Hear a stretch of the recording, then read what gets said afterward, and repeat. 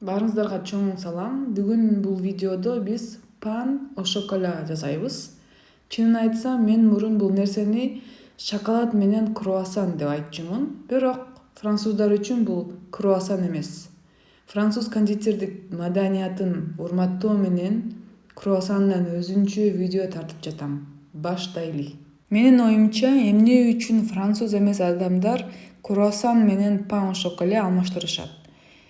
Бул камыр үчүн болсо керек, анткени алар бир эле камырды эки башка рецепт үчүн колдонушат. Мен камыр туруш менен круассанды кантип жасаш керек экенин толук видеого тарткам. Ылдыйда шилтеме менен бөлүшөм. Ошондуктан бул видеодо мен пан о шоколадны кантип калыптандыруубуз керек экенин акыркы бөлүгүн көрсөтөм. Камырды жайып, капталдарын кескенден кийин болжол менен 24-36 сантиметрдеги өлчөмдөгү камыр болот. Классикалык пан о шоколад формасын алуу үчүн биз камырды тик бурчтук кылып кесип алышыбыз керек. Жана бул жерде менин жетектөөчү өлчөмүм тик бурчтун негизи 8 сантиметр.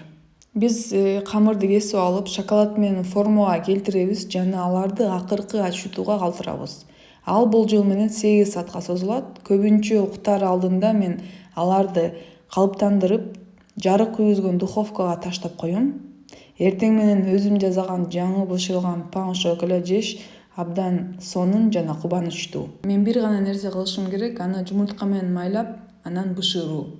Эгер сиз дагы эле бул видеону аягына чейин көрүп жатсаңыз, сиз дагы мага окшош экениңизге ишенем. Камыр туруш жана табигый ачытуу жөнүндө кызыгасыз же болбосо туура тамактанууга кам көрөсүз. Бул каналда мен өз рецепттерим менен жана ачытылган камыр туруш боюнча көп жылдык тажрыйбам менен бөлүшөм. Эгер сиз дагы ушул сыяктуу видеолорду кааласаңыз, сөзсүз мага жазылыңыз. Көңүл бурганыңызга чоң рахмат. Көрүшкөнчө.